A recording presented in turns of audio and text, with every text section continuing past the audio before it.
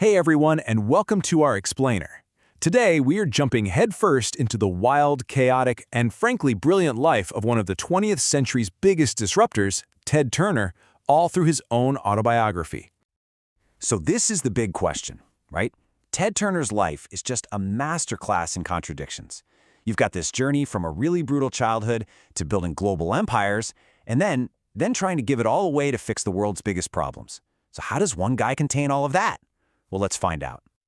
And our roadmap for this journey is his 2008 autobiography, Call Me Ted. This is a raw, no-holds-barred, first-hand account of the ambition, the failures, and that relentless drive that just defined the man. This book is our key to getting inside his head. All right, so first things first. Who was Ted Turner? Let's get a quick snapshot of the man at the center of this absolutely incredible story.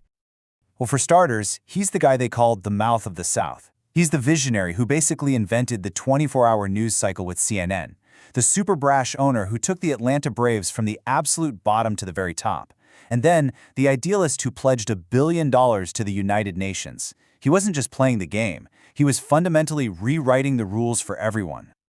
But, to really get who Ted Turner was, you have to start with the one person who shaped him more than anyone else. The single most powerful and you could say destructive influence in his life, his father.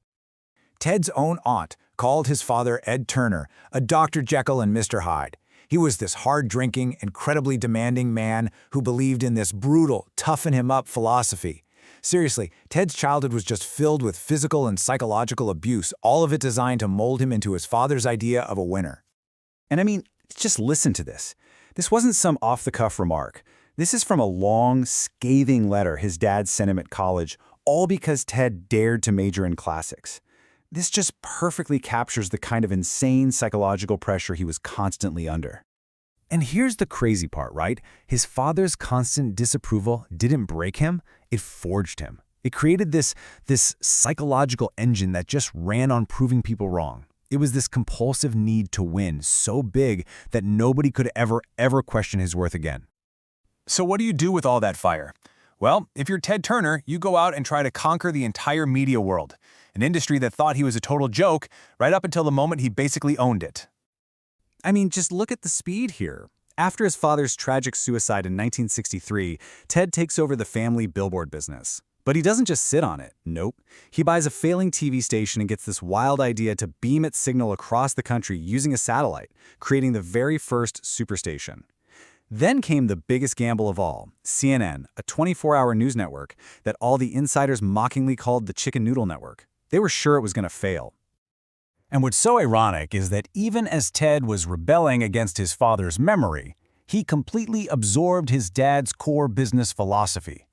This motto became his mantra. He truly believed that if you worked hard enough and promoted something enough, you could pretty much will any idea into existence. And he wasn't just working hard, he was a total disruptor. While the big, stuffy networks in New York were playing by the old rules, Ted was down in Atlanta inventing a whole new game. He weaponized his work ethic, and he turned being an outsider into his single greatest strength. And here's another huge key to his mindset. He saw failure not as the end of the road, but just as a piece of data. Whether it was losing a boat race or a business deal going south, his ability to just immediately move on was almost superhuman. And this is exactly why he could take these massive gambles like CNN. You see, the big networks were terrified of failure. But when you've survived a childhood like his, the fear of a business failing, well, it just doesn't hit the same. It made him fearless in a way his competitors, who had everything to lose, could never even understand. So, after building a media empire and making billions of dollars, most people would cash out. Buy an island, retire. But Ted Turner was not most people.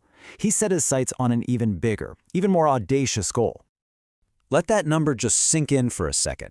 $1 billion in 1997, Ted Turner stood up in front of the United Nations and pledged to donate $1 billion of his own money to support their causes.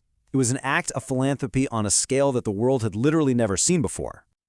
But check out the thinking behind this. This wasn't some quiet, humble donation. Oh no, he made the announcement as public as he possibly could because it was a challenge. He was using his money and his massive platform to publicly call out all the other wealthy people in the world, basically demanding that they do more. And this wasn't just about stroking a check. When you think about it, it's the next logical step. After building a network that showed the world its problems in real time 24/7, he decided to use his fortune to actually try and solve them. So he created these massive organizations to tackle the issues he cared about most. And this quote, this just perfectly sums up the whole final chapter of his life. It's this incredible mix of profound urgency and relentless optimism. He sees we're on the edge of a cliff, but he also sees a better future. And he truly believes humanity can get there if we just start moving, right now. Okay, so the life story is absolutely incredible, no doubt about that. But what's the verdict on the book Call Me Ted itself? Let's break it down. So, the book's greatest strength is its raw honesty. I mean, Turner really doesn't shy away from his failures, his super messy personal life, or his many, many contradictions. It's a truly unfiltered look into the mind of a maverick. Now, on the downside, like a lot of autobiographies, it can feel a little self-serving at times, and the storytelling can jump around a bit, which makes it feel a little disorganized. But for the incredible insights and just the sheer entertainment value, our final score for Call Me Ted is a very strong 8 out of 10. It is an absolute must-read for anyone interested in media, business, or just a truly unbelievable life story. And hey, if this kind of story is your jam, you should definitely check out Shoe Dog by Nike founder Phil Knight. It's another amazing tale of an unconventional business icon. And for a more modern take on what it's like to lead a media empire, Bob Iger's The Ride of a Lifetime is an excellent choice. So what do you think is the ultimate legacy of a figure like Ted Turner? Let us know what you think in the comments. For more explainers on the books and ideas that are shaping our world, make sure you follow and subscribe. Thanks for joining us.